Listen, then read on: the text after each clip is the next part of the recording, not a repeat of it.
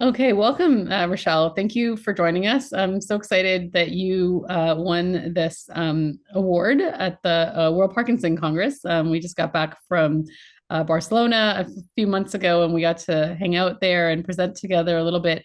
And it was just an amazing meeting, bringing together the patient voice, researchers, and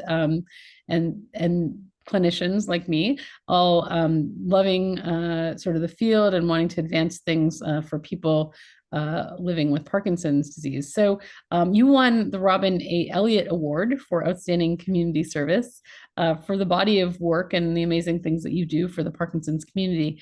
Maybe you can tell us a little bit about your interest in this area. And to clarify for folks out there, you are not only a dietitian who's very passionate about this space, but you're also yourself a person living with Parkinson's, and also sort of what types of things are really important to you, and what types of messages you want to get out to the movement disorders community at large. Oh, well, thanks very much, Indu. It's great to see you again. And actually, it's very good seeing the MDS conference not shortly after as well. So my head is full of all things Parkinson's between the two conferences. But yeah, no, I was delighted I was completely blown away winning the award. I suppose my journey started when I attended the WPC in Kyoto in 2019.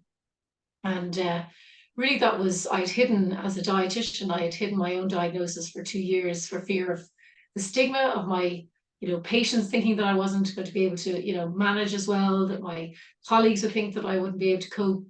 And it was only when I went to the WPC in Kyoto and I met and heard wonderful people with Parkinson's, and how they were coping regardless of what stage they were in their condition. And in particular, to meet other young onset people with Parkinson's and realizing that, I could still live a full life with Parkinson's. And the other hat on was as a dietitian going to the Kyoto conference. And I was looking forward to hearing lots of information about diet and Parkinson's, but there wasn't too much. And I, sort of made it my goal to try and change that trajectory between Kyoto and the next conference in Barcelona. So I applied to become a WPC ambassador. And I got to put down that one of my goals was to try and improve awareness around diet and Parkinson's. So so that was one of the areas that I've worked hard on. I'm delighted to say that I, presented an abstract along with yourself, which was chosen as one of the hot topics out of, I don't know, 600 plus abstracts. So that was really fantastic. And that was about dietitians being a missing piece of the MDT management of people with Parkinson's.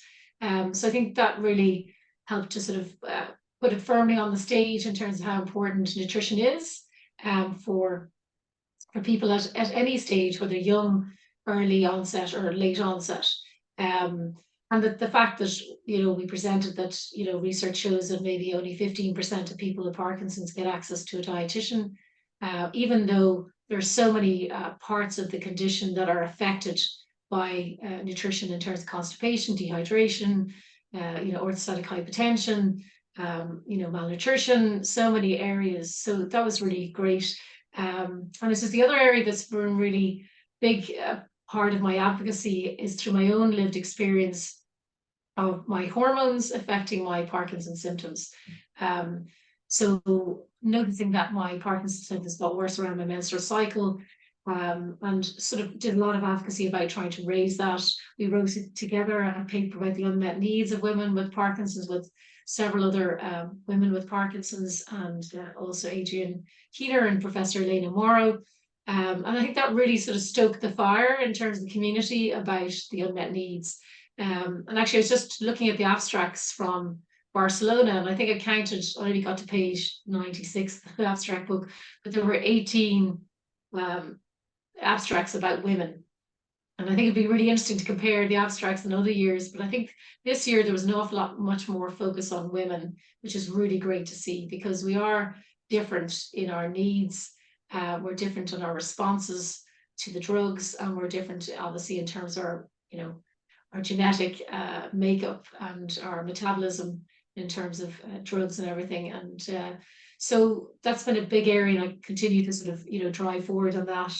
Yeah, so and I suppose the other thing is rising out of that paper, we decided that we needed some way for women to be able to track their Parkinson's symptoms across the menstrual cycle so that we could really, develop the evidence base, help maybe get guidelines to help women be treated for their symptoms worsening around the menstrual cycle. So I developed an app called My Moves Matter, which is actually free now, just launched in July at the World Parkinson's Congress, on the App Store, and the Google Play Store.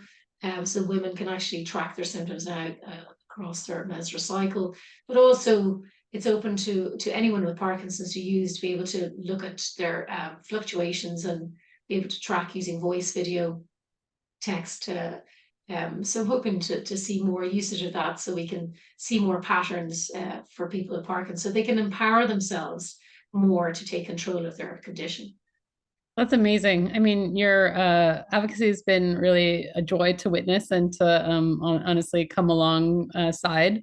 And I think one of the beautiful things that we've been able to show, along with some of the other folks that we've been collaborating with, is the sort of power in raising the patient voice as a clinician or researchers to really reflect kind of what needs to happen in this space of treating a chronic condition like Parkinson's. Really sort of been really lovely to sort of hear your voices and try to amplify them, and teach around these to the newer generation of trainees that are coming through, and to inspire, hopefully, work to really change outcomes for especially these sort of sometimes the hidden face of Parkinson's, which often is not just men who are Caucasian. It's really a number of folks that are not being served well. So thank you so much, Rochelle, for your advocacy. If there was a couple of take-home points that you want everyone to hear, what are some very basic things, maybe a couple of pearls that could change the lives of some of the folks that are living with Parkinson's, that our clinicians out there could hear today from you? I think, probably, for both people with Parkinson's and clinicians, is to focus on, your diet and what they're eating. So I think from a neurologist point of view, and clinicians, including allied health professionals, to use the touch point when you are talking with a person with Parkinson's, to ask them about, say, are they constipated? Because we know that affects their medication absorption, for example. To ask them, how much fluid they're taking, are they drinking do they have any swallow issues? To weigh them.